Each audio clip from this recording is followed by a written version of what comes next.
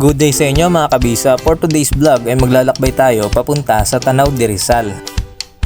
Ang Tanaw de Rizal ay kilala rin sa tawag na Tayak Hills na matatagpuan sa Rizal, Laguna.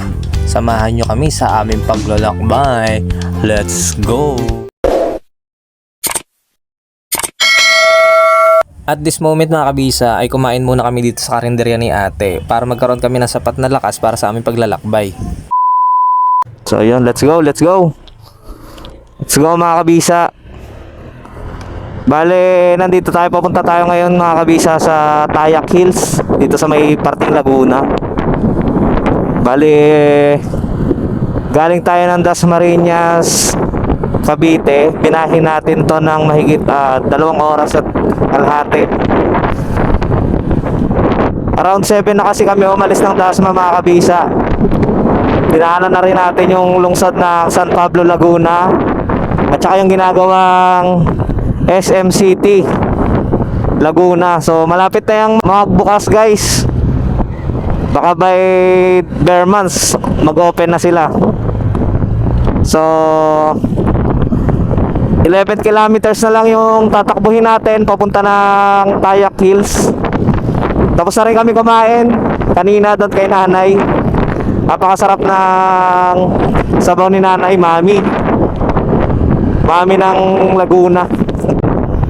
So medyo makulimlim yung panahon ngayon guys. Tamang rides lang tayo. Hindi lang tayo kanina guys, makaratrat kasi nag-aalangan ako sa gulong ko guys kasi parang may singaw. Pero okay naman, nakarating naman tayo dito nang safe. Medyo paahon na dito mga kabisa. Ayan o, grabe. Ito yung pinakamagandang part sa pagra-rides mga kabisa, yung ramdam mo na malapit ka na sa destination mo. Kasi mga kalsada nag-iiba na, gaya nito. Ayan o. Oh. Ayan, grabe. Bale, itong rides na to request ng pinsan ko, si Jonathan. Bale, nauna na sila pumunta rito, biniglock nila to. Grabe, napakalakas mo. Ito na nga, ang Tayak. Ito na guys, Tayak na, Tayak. Alam mo ba, mahal, kung ano ibig sabihin ng Tayak? Alam mo? Hindi mo alam. Akyat. Kiraan po. Coconut capital of the Philippines, ang Nagcarlan, Laguna. Laguna pa ba to? Parang layo na nito sa Laguna. Pababa ba yan? Hindi yan, boss. Tayak yan eh. Look, grabe boy. Tabi-tabi po. Kiraan lang po. Grabe Tayak. Grabe ka. Tayak Hills. Kaya pala sinabing Tayak Hills. Akyat Hills. Na joke lang. Hindi ko alam kung ano talaga ibig sabihin nun. Ay, grabe. Grabe, province sa province guys. Ang lamig, ang ganda, ang sarap.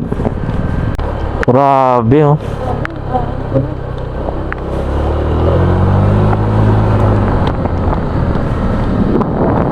Abot ka ng gabi dito, nakakatakot.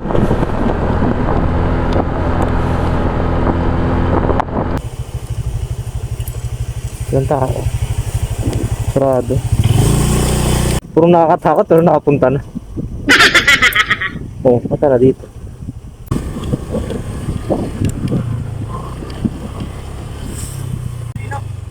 Pa, Mag-park na po kayo sa Malilang, tapos re-register po.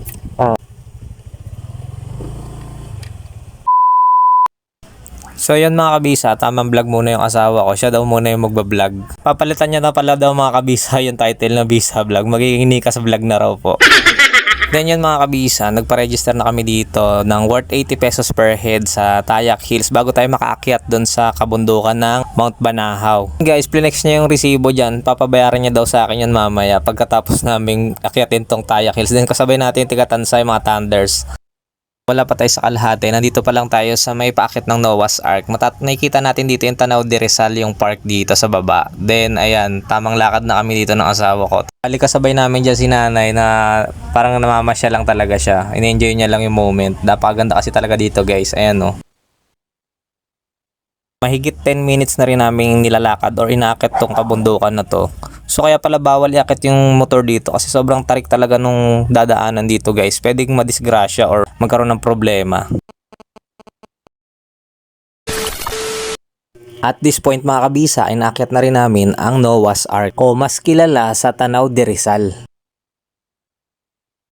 Dahil sa taas nitong 2,257 feet ay matatanaw na natin ang buong kabayanan ng Rizal, Laguna. Ang pinakamagandang parte pa nga rito ay makikita natin ng malapitan ang Mount Banahaw.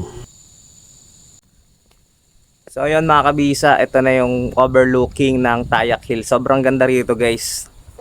Masasabi ko, solid yung lugar na to guys. Ayan o.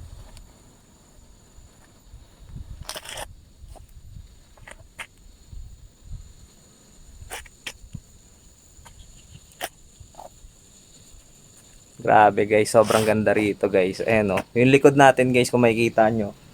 Sea of Clouds guys. Ito yung Banahaw. Banahaw Mountain. Yun, nabasa ko lang guys ha.